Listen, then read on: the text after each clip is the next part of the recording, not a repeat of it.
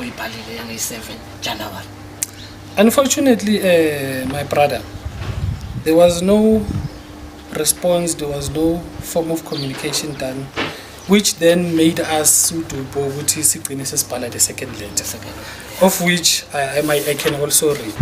The second letter, you can read it because you did the follow-up. That's the follow-up with the second letter. And also the second letter, you just read it, Mabuda, as much as you read. Yes, thanks for the opportunity. As I have elaborated before, with the first letter was written. Yeah. So there was no response on the first letter.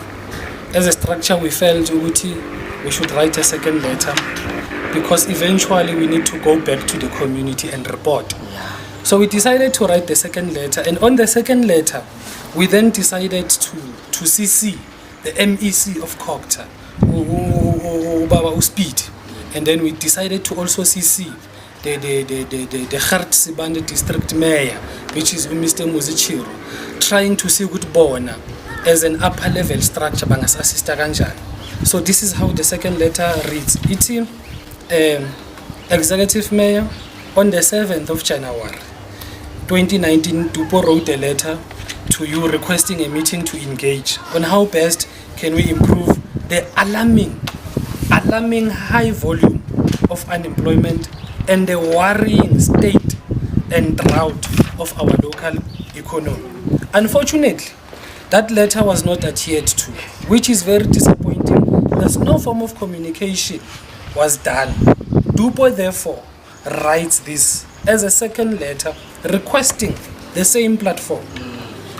Executive Mayor, as a structure advocating unemployment, skills development and local economy at large, Dupo feels that it is only fair that the community is engaged and informed of any development in terms of issues of unemployment and economic development at large. The issue of the cut-off dates at Grootvlei Power Station, the issue of Sibanye Burnstone Mine being under care and maintenance, the issue of Sasol Mpumelelo Mine not prioritizing our locals for employment. The issue of TVET College remains unattended by your office. Progress on the issue of the mini hospital, the issue of the police station that was promised to this community, your intervention remains required on the issue of the skills development center. The municipal plan in terms of attracting investment with the objective of creating employment objectives. The municipal plan, the economic municipal plan in terms of enhancing economic development.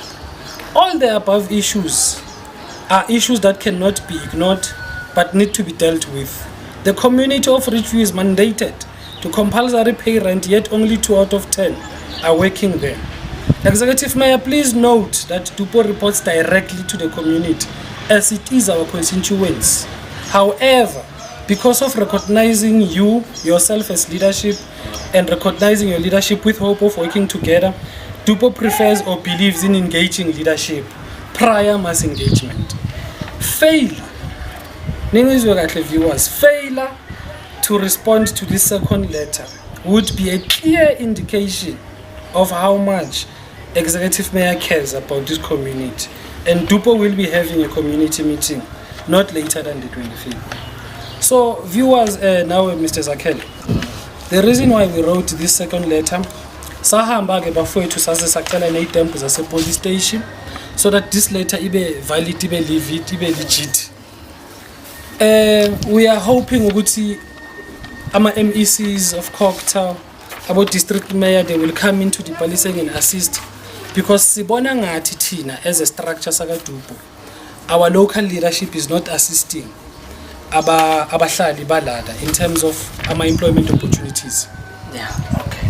Mabuda, ama-letter senibhale to there is no response. So do you have an office whereby you can receive those letters, or whereby they can phone you but notify which one are available? We do have an office. We had an office at Micro-Industrial. We moved to Itusong Center. We had an office at Itusong Center.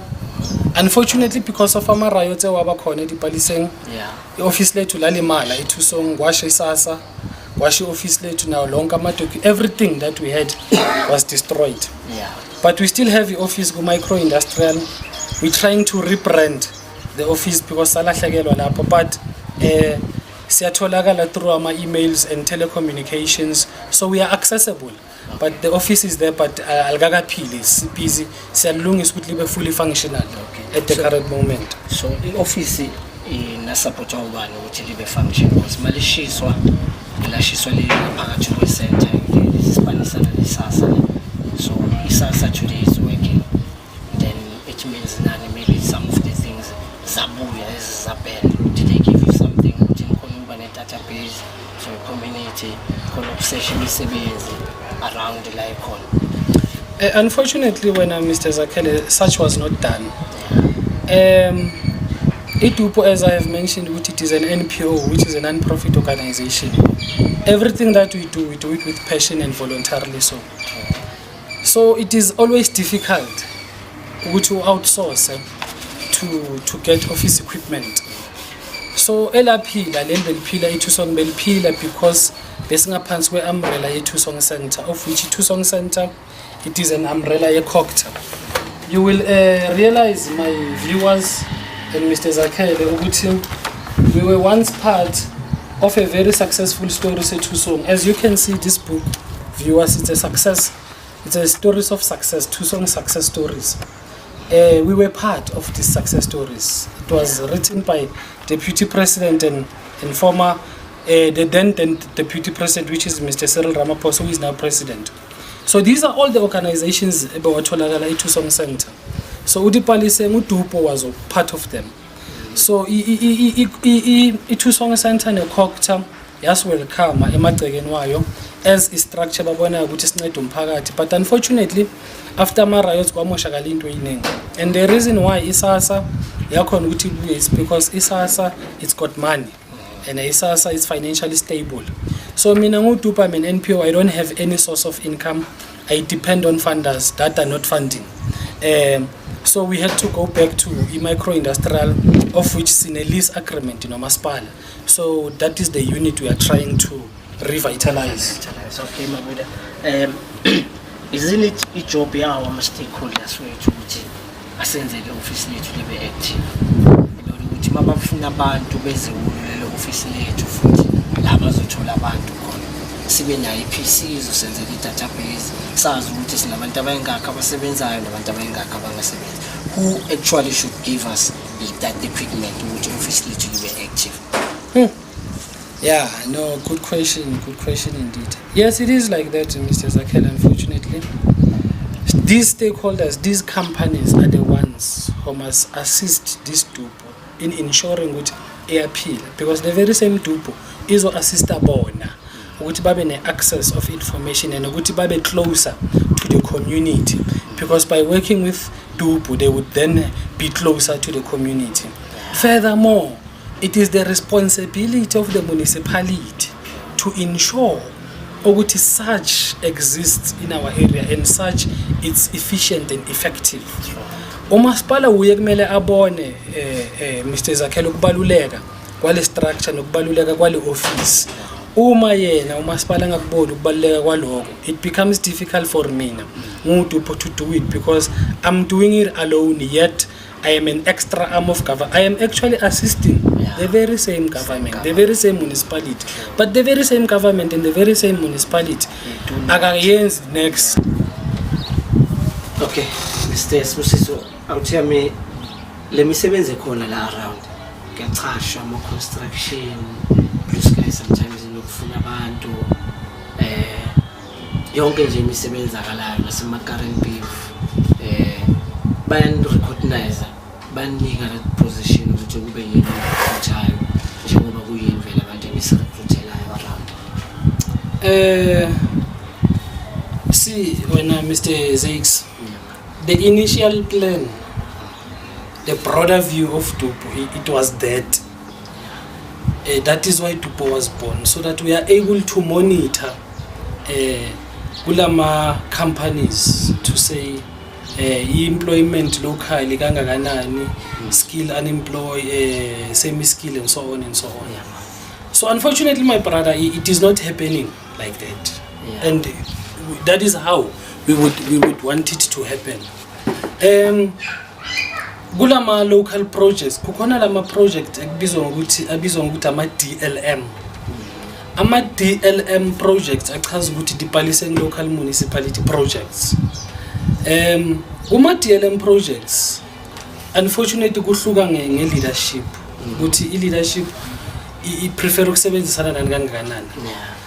I can confirm ukuthi cishe bekungcono ku-leadership yabo Sarantlapho, yabo Sithole, because it was better in what way? It was better in a way of communication.